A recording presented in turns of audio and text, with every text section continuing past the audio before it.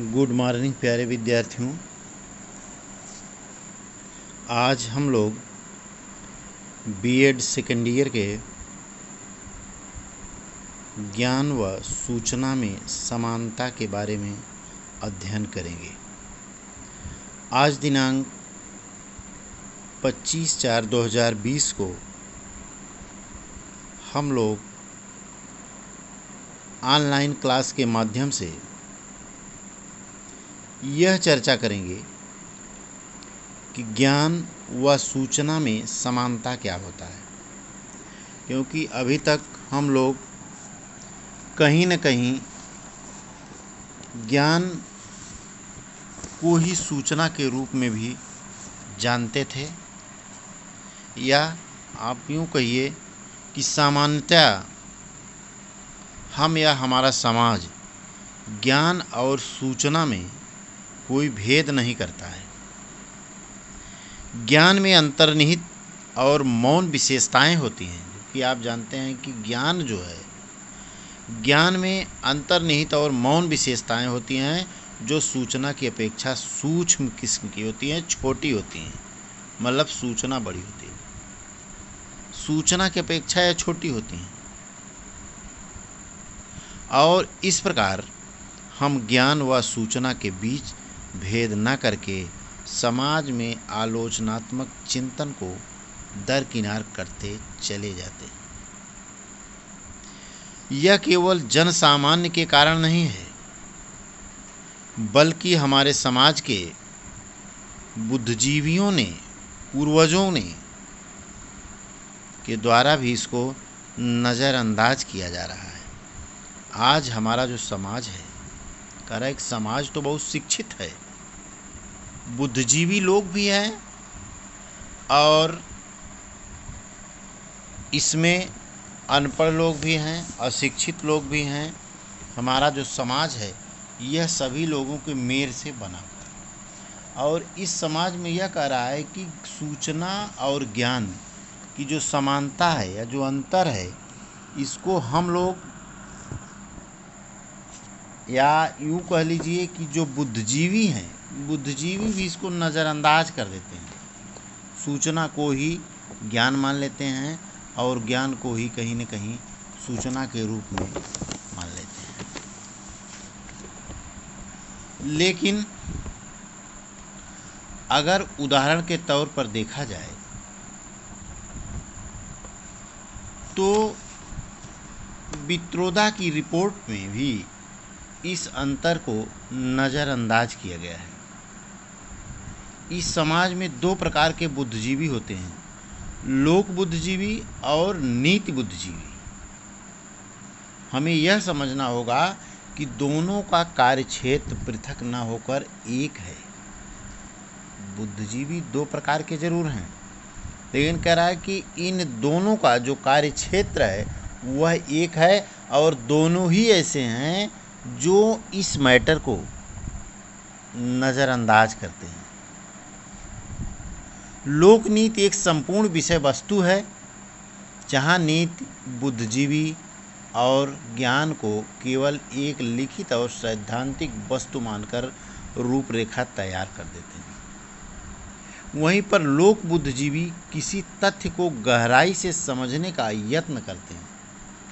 कह रहा है कि जो लोक बुद्धिजीवी है वह किसी तथ्य को गहराई से समझने का प्रयत्न करता है, लेकिन जो बुद्धिजीवी है सैद्धांतिक रूपरेखा को वस्तु मानकर उसकी रूपरेखा तैयार कर देता है। समस्या यह है कि 90 के दशक के बाद से भारत में लोक बुद्धिजीवी की अपेक्षा नीति बुद्धिजीवियों का आधिक्य हो गया है, जिसके कारण आज हम ज्ञान का उपभोक्ता मात्र बनकर रह गया है। यह केवल ज्ञान को आत्मघात करने की चेष्टा करता है, स्वयं इसकी व्याख्या या नए खोज में रुचि नहीं रखता, और यही कारण है कि भारत अन्य देशों की अपेक्षा काफ़ी पीछे रह गया है। भारत में कह रहा है कि ना तो विद्वानों की कमी है, न मनीषियों की कमी है, न साधु संतों की कमी है, लेकिन आज हमारा भारत देश क्या है, पीछे है। क्यों पीछे? क्योंकि यहाँ पर लोग कार्य करना नहीं जानते, किसी कार्य के बारे में चिंतन नहीं करेंगे, बल्कि वह किए कराए कार्य पर विश्वास करते हैं। जैसे क्या है कि हम देख रहे हैं कि हमसे जो बुजुर्ग हैं, हमसे जो बड़े हैं, हमसे जो बुद्धिजीवी हैं, जो बुद्धिमान हैं, वह भी जब किसी मैटर को जिस तरह से वह कर रहे हैं उसी तरह हम भी करते हैं। यदि वह ज्ञान और सूचना में समानता देख रहे हैं, कोई अंतर नहीं है, हम भी मानते हैं कि चलो ज्ञान और सूचना में समानता है, कोई अंतर नहीं है। जबकि प्रत्येक व्यक्ति को यह चाहिए कि प्रयोजनवाद क्या कहता है? प्रयोजनवाद का तात्पर्य है कि समाज में सत्य भी सत्य नहीं होता, अर्थात वह कह रहा है कि प्रत्येक चीज़, प्रत्येक वस्तु समय समय पर चेंज होता रहता है। आवश्यकता ही आविष्कार की जननी है। हम उस देश के निवासी हैं, कह रहा है कि आवश्यकता ही आविष्कार की जननी है। जब किसी वस्तु की आवश्यकता होती है तो हम आविष्कार के बारे में सोचते हैं, लेकिन वह कह रहा है कि यहाँ पर प्रत्येक व्यक्ति को अपनी अपनी सोच का अपने अपने क्षेत्र में अपने अपने कार्यों में लीन रहना चाहिए। हम नीतियों में कुछ बदलाव करके स्वयं को पंडित समझने लगते हैं। कह रहा है कि कोई भी चीज़ होता है उसमें थोड़ा सा हम चेंजिंग करके हम समझते हैं कि हम बड़े बुद्धिमान हैं। ये अधूरा ज्ञान, अधजल गगरी छलकत जाए, ये अधूरा ज्ञान है। सूचना को ज्ञान समझना भूल है। सूचना ज्ञान नहीं है और ज्ञान सूचना नहीं है। वर्तमान समय में जब शिक्षा व्यवस्था पर सवालिया निशान उठ रहे थे तो यह कहना गलत होगा कि लोक नीति के क्षेत्र में विशेष ध्यान देने की आवश्यकता है।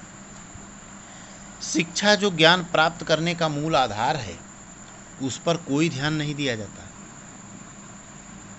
है कि शिक्षा क्या है? कहा गया है कि शिक्षा से बालक का सर्वांगीण विकास होता है, लेकिन आज शिक्षा पर कोई ध्यान नहीं दिया जा रहा है। शिक्षा को किस तरह से आगे बढ़ाया जाए, इस पर किसी का कोई ध्यान नहीं है।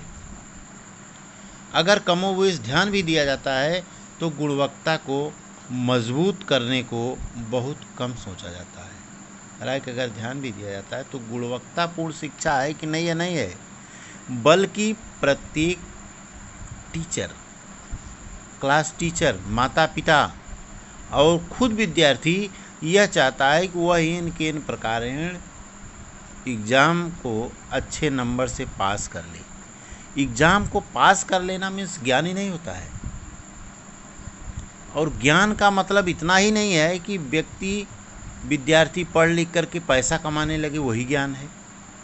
जीविका तो चलाने के लिए प्रत्येक व्यक्ति चला लेता है, क्योंकि आज आप देखते हैं कि हमारे समाज में बहुत सारे अशिक्षित लोग हैं, वो भी अपनी जीविका को चला रहे हैं। बहुत सारे बुद्धिजीवी हैं, बहुत सारे शिक्षित लोग हैं, वह भी अपनी जीविका को चला रहे हैं। लेकिन यहाँ भूल क्या है कि गुणवत्ता को ध्यान में नहीं दिया जाता है। हाँ, यदि बच्चा एग्ज़ाम को पास कर गया, अच्छा नंबर आ गया, तो हम मानते हैं कि बहुत अच्छा पढ़ने में बच्चा था, लेकिन वह ज्ञानी नहीं हो सकता है। एग्ज़ाम को पास करने का मतलब कि ज्ञान नहीं है। ऐसा नहीं कहा जा सकता कि यह ज्ञान में परिपूर्ण है। यह ध्यान रखना होगा कि शिक्षा केवल एक साधन है, लक्ष्य नहीं है। लक्ष्य तो बालक का कुछ और है। शिक्षा साधन है, शिक्षा मार्ग हो सकता है, लेकिन वह लक्ष्य नहीं हो सकता है। लक्ष्य जो है वह क्या है? वह है ज्ञान। शिक्षा के ही मार्ग पे चल करके हमको ज्ञान की प्राप्ति होती है।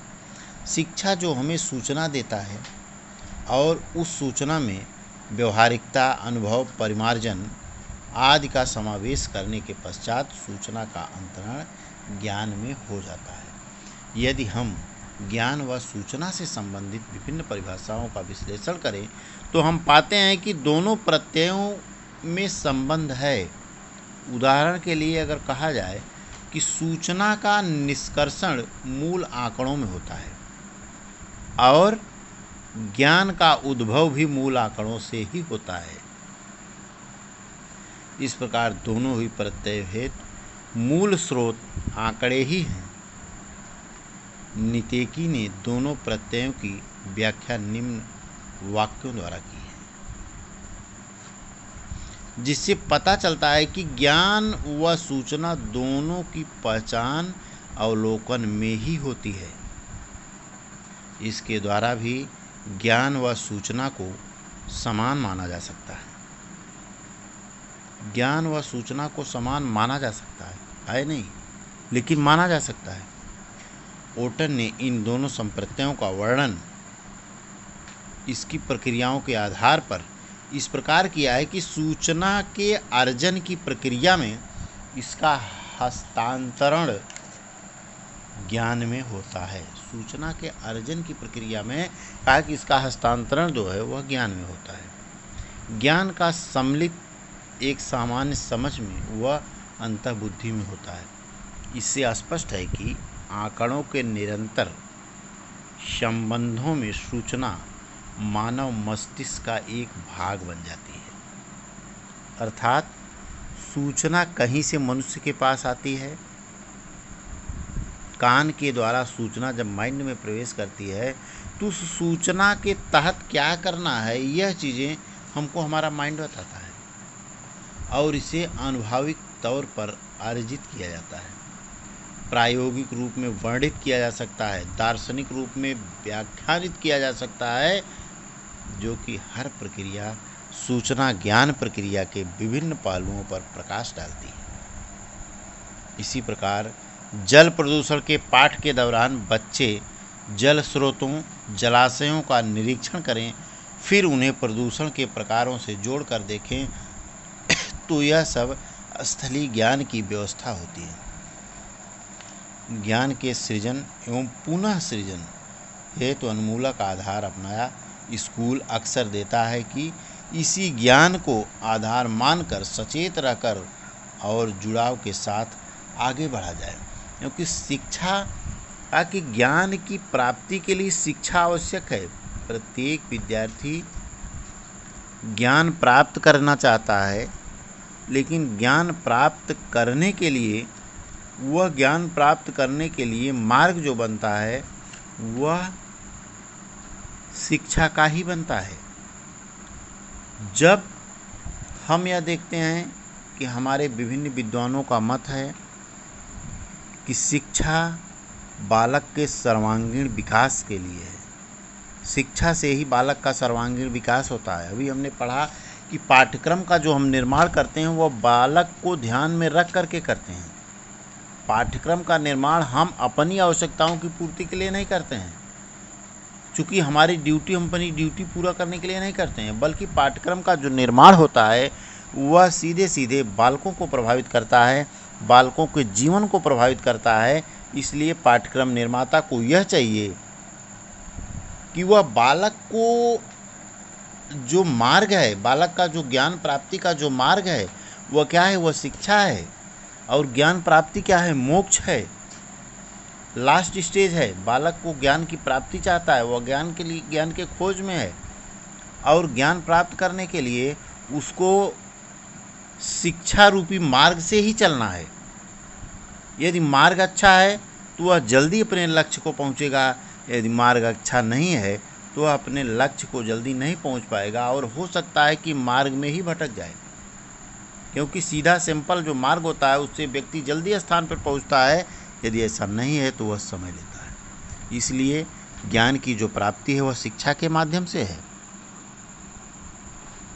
और आज हमारा समाज क्या है, हम समाज में देखते हैं कि हम लोग शिक्षा ज्ञान सूचना सबको कहीं न कहीं एक ही रूप में ले लेते हैं। इस तरह बालक के उद्देश्य की प्राप्ति के लिए, ज्ञान की प्राप्ति के लिए शिक्षित होना अनिवार्य है, तथा हम लास्ट में यह कह सकते हैं कि ज्ञान व सूचना कहीं न कहीं दोनों में कुछ अंतर होते हुए भी बहुत जटिल समानताएं भी हैं, बहुत गहरी समानताएं भी हैं। और इन्हीं समानताओं की वजह से आज हम ज्ञान व सूचना के अंतर को कंफ्यूज कर जाते हैं और दोनों को एक मान लेते हैं।